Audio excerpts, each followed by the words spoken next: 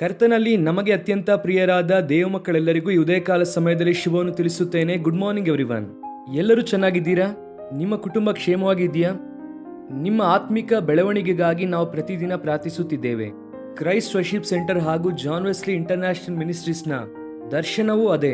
ನಿಮ್ಮೆಲ್ಲರನ್ನು ಕೂಡ ಆತ್ಮಿಕವಾಗಿ ಬಲಪಡಿಸಿ ಯೇಸು ಕ್ರಿಸ್ತನ ಎರಡನೇ ಬರುವಿಕೆಗೆ ನಿಮ್ಮನ್ನು ಸಿದ್ಧಪಡಿಸಬೇಕೆನ್ನುವುದೇ ದೇವ ಸೇವಕರಾಗಿ ನಮ್ಮ ಆಶೆ. ವಾಕ್ಯವು ಹೇಳುತ್ತದೆ, ದೇವರೇ ನಮಗೆ ಆಶ್ರಯವೂ ದುರ್ಗವೂ ಆಗಿದ್ದಾರೆ ಎಂಬುದಾಗಿ. ಆತನೇ ನಮ್ಮ ಆಶ್ರಯ ಹಾಗೂ ಆಧಾರವಾಗಿದ್ದಾರೆ. ಎಂತಹ ಪರಿಸ್ಥಿತಿಯಲ್ಲೇ ಆಗಲಿ ನಾವು ದೇವರನ್ನು ಅವಲಂಬಿಸುವಾಗ ಆತನು ನಮ್ಮ ಜೀವಿತದಲ್ಲಿ, ನಮ್ಮ ಬದುಕಿನಲ್ಲಿ ಆತನ ಪ್ರಣಾಳಿಕೆಯನ್ನು ನೆರವೇರಿಸಿ ಆತನ ವಾಕ್ಯದ ಮೂಲಕವಾಗಿ ನಮ್ಮನ್ನು ಸ್ಥಿರಪಡಿಸಿ ಆತನಿಗೋಸ್ಕರವಾಗಿ ಉಪಯೋಗಿಸಿಕೊಳ್ಳುತ್ತಾರೆ. ನಿಮ್ಮಲ್ಲಿ ಅನೇಕರು ನಮಗೋಸ್ಕರ ಪ್ರಾರ್ಥಿಸುತ್ತಾ ಇದ್ದೀರಾ. ನಾವು ಕೂಡ ನಿಮಗೋಸ್ಕರವಾಗಿ ಪ್ರಾರ್ಥಿಸುತ್ತಾ ಇದ್ದೇವೆ. ಒಬ್ಬರನ್ನೊಬ್ಬರು ಪ್ರಾರ್ಥನೆಯಲ್ಲಿ ಪ್ರೋತ್ಸಾಹಿಸುವುದರಿಂದ ದೇವರ ಮಾರ್ಗದಲ್ಲಿ ಹಾಗೂ ಆತನ ಪ್ರಣಾಳಿಕೆಯಲ್ಲಿ ನಾವು ಮುಂದೆ ಸಾಗಬೇಕೆಂದು ದೇವರು ಆಶಿಸುತ್ತಿದ್ದಾರೆ. ಈ ದಿನದ ವಾಗ್ದಾನಕ್ಕಾಗಿ ನೀವೆಲ್ಲರೂ ಕೂಡ ಆಸಕ್ತಿಯಿಂದ ಎದುರು ನೋಡುತ್ತಾ ಇದ್ದೀರಾ ಅಲ್ವಾ? ಸತ್ಯವೇದವನ್ನು ತೆಗೆಯೋಣ. ಕೀರ್ತನೆಗಳು 44ನೇ ಅಧ್ಯಾಯ 4ನೇ ವಾಕ್ಯವನ್ನು ಓದೋಣ. Sam 44 and verse 4. ದೇವರೇ, ನೀನೇ ನನ್ನ ಅರಸನು, ಯಾಕೋಬ ವಂಶಕ್ಕೆ ಜಯಪ್ರದನಾಗು. You are my king, O God, command deliverances for Jacob. ದೇವರೇ, ನೀನೇ ನನ್ನ ಅರಸನು. ಯಾವತ್ತಾದರೂ ಆ ಮಾತನ್ನು ಹೇಳಿದ್ದೀಯಾ? Lord, you are my king. ನನ್ನನ್ನು ಪರಿಪಾಲನೆ ಮಾಡುವ ಆತನು ನೀವು, ನನ್ನನ್ನು ಪಾಲಿಸುವ ಆತನು ನೀವು. ನಿಮ್ಮ ಅಧಿಕಾರದ ಕೆಳಗೆ, ನಿಮ್ಮ ಪರಿಪಾಲನೆ ಅಡಿಯಲ್ಲಿ ನಾನು ಇರುವುದಕ್ಕೆ ಇಷ್ಟಪಡುತ್ತೇನೆ ಎಂಬುದಾಗಿ ಯಾವತ್ತಾದರೂ ದೇವರಿಗೆ ಹೇಳಿದ್ದೀರಾ? ಯಾರು ನಿಮ್ಮ ಅರಸನು? ಯಾರು ನಿನ್ನನ್ನು ಪರಿಪಾಲನೆ ಮಾಡುತ್ತಿರುವುದು? ಯೇಸು ಕ್ರಿಸ್ತನು ಈ ಲೋಕಕ್ಕೆ ಅರಸನಾಗಿ ಬಂದರೆಂಬುದಾಗಿ ದೇವರ ವಾಕ್ಯ ಹೇಳುತ್ತದೆ. ಆತನು ನಮ್ಮನ್ನು ಪರಿಪಾಲನೆ ಮಾಡುವುದಕ್ಕಾಗಿ ಬಂದವರು. ಮತ್ತಾಯನು ಯೇಸು ಕ್ರಿಸ್ತನನ್ನು ಆ ದೃಷ್ಟಿಕೋನದಲ್ಲಿಯೇ ದೇವರ ವಾಕ್ಯದಲ್ಲಿ ತೋರಿಸುತ್ತಾನೆ. ಯೇಸು ಕ್ರಿಸ್ತನ ಜೀವಿತದ ಕುರಿತಾಗಿ 4 ಸುವಾರ್ತೆಯಲ್ಲಿ ನಾವು ನೋಡುತ್ತೇವೆ.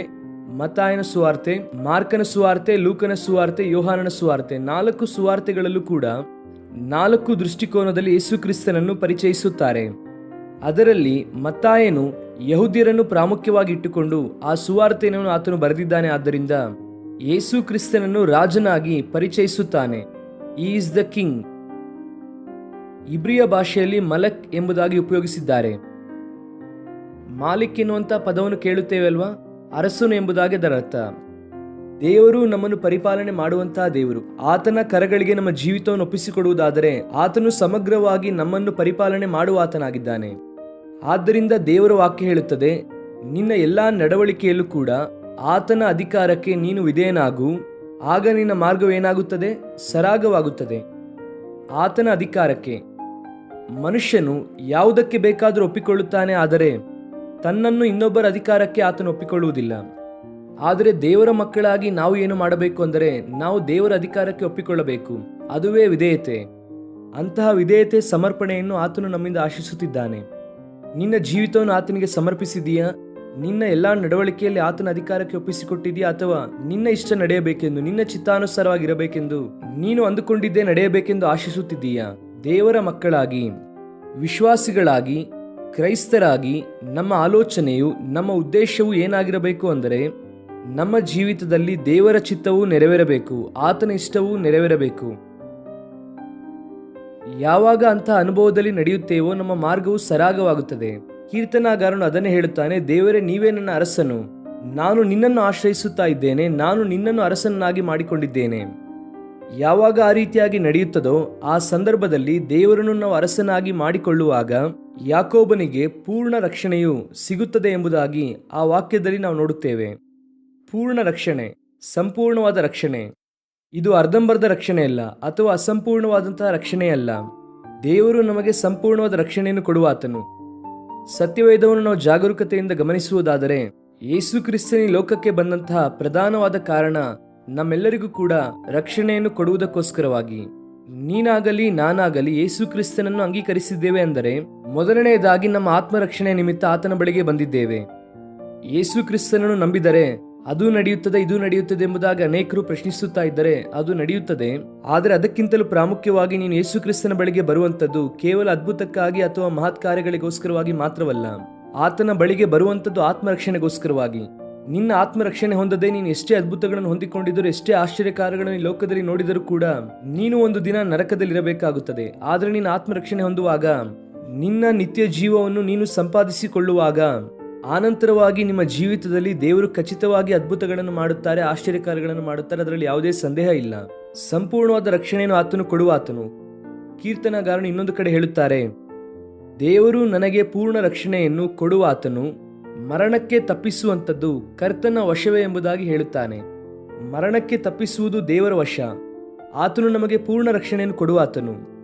ನಾನು ಕೇವಲ ಭೌತಿಕ ಸಂಬಂಧವಾದ ಮರಣದ ಕುರಿತಾಗಿ ಮಾತನಾಡುತ್ತಿಲ್ಲ. ದೇವರು ಅನೇಕ ಸಂದರ್ಭದಲ್ಲಿ ತಪ್ಪಿಸುತ್ತಾರೆ. ನನ್ನ ಜೀವಿತದಲ್ಲೂ ಕೂಡ ದೇವರು ಮರಣ ಅಪಾಯದಿಂದ ದೇವರು ನನ್ನನ್ನು ತಪ್ಪಿಸಿದ್ದಾರೆ. ಅದಕ್ಕಾಗಿ ದೇವರಿಗೆ ನಾನು ನಿತ್ಯವೂ ಸ್ತೋತ್ರ ಹೇಳುತ್ತಲೇ ಇರುತ್ತೇನೆ, ಕೃತಜ್ಞತಾ ಸ್ತುತಿಯನ್ನು ದೇವರಿಗೆ ಅರ್ಪಿಸುತ್ತೇನೆ. ಬಹುಶಃ ನಿಮ್ಮ ಜೀವಿತದಲ್ಲೂ ಕೂಡ ಮರಣದ ಹಾಸಿಗೆಯಿಂದ ದೇವರು ಎಷ್ಟೋ ಸಾರಿ ಮೇಲೆ ತಂದಿರಬಹುದು. ಆದರೆ ಸಂಪೂರ್ಣವಾದ ರಕ್ಷಣೆಯಲ್ಲಿ ಭಾಗ ಈ ಭೌತಿಕ ಸಂಬಂಧವಾದಂತಹ ಮರಣ ಮಾತ್ರವಲ್ಲದೆ ಎರಡನೆಯ ಮರಣ, ಆತ್ಮ ಮರಣ ಎಂಬುದಾಗಿ ಒಂದು ಇದೆ. ಅದೇ ನಿತ್ಯವಾದ ಮರಣ. ಅದರಿಂದಲೂ ಕೂಡ ದೇವರು ನಮ್ಮನ್ನು ಏನು ಮಾಡುವಾತನಾಗಿದ್ದಾನೆ? ರಕ್ಷಿಸುವಾತನಾಗಿದ್ದಾನೆ. ಎಷ್ಟು ಉನ್ನತನಾದ ದೇವರು, ಜೀವಾಧಿಪತಿಯಾದ ದೇವರು. ಪೂರ್ಣ ರಕ್ಷಣೆಯನ್ನು ದೇವರು ಕೊಡುತ್ತಾನೆ. ಯೆಶಾಯ ಪುಸ್ತಕ 26:3 ಒಂದು ಮಾತಿದೆ, ಯಾರ ಮನಸ್ಸು ನಿಮ್ಮನ್ನು ಆತುಕೊಳ್ಳುತ್ತದೋ ಅವರನ್ನು ಪೂರ್ಣ ಶಾಂತಿಯುಳ್ಳವರನ್ನಾಗಿ ಮಾಡುತ್ತೀರಾ. ಸಂಪೂರ್ಣವಾದ ಶಾಂತಿ. ಲೋಕ ಕೊಡುವಂಥ ಶಾಂತಿ ಎಲ್ಲವೂ ಕೂಡ ಅಸಂಪೂರ್ಣವಾದ ಶಾಂತಿ. ಲೋಕ ಕೊಡುವಂಥ ಶಾಂತಿ ತಾತ್ಕಾಲಿಕವಾದದ್ದು, ಲೋಕ ಕೊಡುವಂಥ ಸಮಾಧಾನ ತಾತ್ಕಾಲಿಕವಾದದ್ದು. ಆದರೆ ದೇವರು ಕೊಡುವಂಥ ಶಾಂತಿ, ಸಮಾಧಾನವು ಶಾಶ್ವತವಾಗಿರುವಂಥದ್ದಾಗಿದೆ. ಒಂದು ವೇಳೆ ಈ ಪ್ರಸ್ತುತ ಪರಿಸ್ಥಿತಿಯಲ್ಲಿ ಈ ದಿನ ಸಮಾಧಾನ ಇಲ್ಲದೆ ಇದ್ದೀಯಾ? ಶಾಂತಿ ಇಲ್ಲದೆ ಹೃದಯದಲ್ಲೆಲ್ಲ ಗಲಿಬಿಲಿ, ಏನಾಗುತ್ತದೋ, ಏನು ನಡೆಯುತ್ತದೋ, ನನ್ನ ಭವಿಷ್ಯ ಏನಾಗುತ್ತದೋ ಅಂತಹ ಆಲೋಚನೆ ಇದ್ದರೆ ದೇವರು ನಿನ್ನೊಂದಿಗೆ ಮಾತನಾಡುತ್ತಿದ್ದಾರೆ. ಆತನು ನಿನಗೆ ಪೂರ್ಣ ರಕ್ಷಣೆಯನ್ನು ಮಾತ್ರವಲ್ಲದೆ ಪೂರ್ಣ ಶಾಂತಿಯನ್ನು ಕೂಡ ದಯಪಾಲಿಸುವವನಾಗಿದ್ದಾನೆ. ಪೂರ್ಣವಾದ ವಿವೇಕವನ್ನು ಕೂಡ ಕೊಡುತ್ತಾನೆ. ಆತನನ್ನು ದೂಷಿಸುತ್ತೀಯ? ಈ ದಿನ ಈ ವಾಗ್ದಾನವನ್ನು ಕ್ಲೇಮ್ ಮಾಡಿ ದೇವರಿಗೆ ಸ್ತೋತ್ರ ಮಾಡಿರಿ. ಆತನನ್ನು ಘನಪಡಿಸಿರಿ, ಕರ್ತನಲ್ಲಿ ಆನಂದಿಸಿರಿ. ಖಚಿತವಾಗಿ ದೇವರು ನಿಮ್ಮ ಜೀವಿತದಲ್ಲಿ ಒಳಿತನ್ನು ಮಾಡುತ್ತಾರೆ. ಪ್ರಾರ್ಥನೆ ಮಾಡೋಣ. ಪ್ರೀತಿಯುಳ್ಳ ತಂದೆ, ಉನ್ನತನಾದ ದೇವ, ನಮ್ಮ ದೇವರು ನೀನು ಹಾಗೂ ನಮ್ಮ ಅರಸನು ನೀವೇ ಅಪ್ಪ. ನಮ್ಮನ್ನು ಪರಿಪಾಲನೆ ಮಾಡುವಂತ ದೇವರು ನೀವೇ ಆಗಿದ್ದೀರಾ. ನಿಮ್ಮ ಪರಿಪಾಲನೆಯಲ್ಲಿ ನಮಗೆ ಎಲ್ಲಾ ವಿಷಯದಲ್ಲೂ ಕೂಡ ಒಳಿತಾಗುತ್ತದೆ. ಅದಕ್ಕಾಗಿ ನಿಮಗೆ ಸ್ತೋತ್ರ. ನಮಗೆ ಪೂರ್ಣ ರಕ್ಷಣೆಯನ್ನು ಕೊಡುವಾತನು ನೀವೇ ಅಪ್ಪ. ಪಾಪದಿಂದ, ಶಾಪದಿಂದ, ಮರಣದಿಂದ ನಮ್ಮನ್ನು ತಪ್ಪಿಸಿ ನಿತ್ಯ ಜೀವಕ್ಕೆ ಬಾಧ್ಯಸ್ಥರನ್ನಾಗಿ ಮಾಡಿದಿರಿ. ಅದಕ್ಕಾಗಿ ನಿಮಗೆ ಸ್ತೋತ್ರ. ಅಷ್ಟು ಮಾತ್ರವಲ್ಲದೆ ನಮ್ಮ ಜೀವಿತದಲ್ಲಿ ಪೂರ್ಣವಾದ ಶಾಂತಿಯನ್ನು ಅನುಗ್ರಹಿಸಿ ಅಯ್ಯ, ನಿಮ್ಮ ಸಮಾಧಾನವನ್ನು ನಮಗೆ ಅನುಗ್ರಹಿಸಿ ನಿಮ್ಮ ಪ್ರತಿನಿಧಿಗಳಾಗಿ ಜೀವಿಸುವಂತೆ ಸಹಾಯ ಮಾಡಿದರೆ ಅದಕ್ಕಾಗಿ ಸ್ತೋತ್ರ. ಆ ಕಾರಣಕ್ಕಾಗಿ ನಿಮಗೆ ಸ್ತೋತ್ರ ಮಾಡುತ್ತೇವೆ. ಈ ದಿನ ನಮ್ಮ ಪ್ರಿಯರು ಎಷ್ಟು ಜನ ಅಸಮಾಧಾನದಿಂದ, ಅಶಾಂತಿಯಿಂದ ಇದ್ದಾರೋ ಅವರೆಲ್ಲರನ್ನೂ ನೀವೇ ಕನಿಕರಿಸಿ ಅವರು ನಿಮ್ಮ ಮೇಲೆ ಆತುಕೊಳ್ಳುವಾಗ ಬಲಪಡಿಸಿ ನಡೆಸಿರಿ. ಅನಾರೋಗ್ಯದಲ್ಲಿರುವವರಿಗೆ ಸ್ವಸ್ಥತೆ ಮಾಡಿರಿ. ಆರ್ಥಿಕ ಸಂಕಷ್ಟದಲ್ಲಿರುವವರನ್ನು ಮೇಲೆತ್ತಿರಿ. ನಿಮ್ಮ ಶಕ್ತಿಯಿಂದ ಅವರನ್ನು ತುಂಬಿಸಿರಿ. ಸ್ತುತಿ ಘನ ನಿಮಗೆ ಸಲ್ಲಿಸುತ್ತಾ ಯೇಸು ಕ್ರಿಸ್ತನ ನಾಮದಲ್ಲಿ ಬೇಡಿ ಹೊಂದಿಕೊಳ್ಳುತ್ತೇವೆ ನಮ್ಮ ತಂದೆಯೇ. ಆಮೇನ್, ಆಮೇನ್. God bless you, dear friends. Have a wonderful day.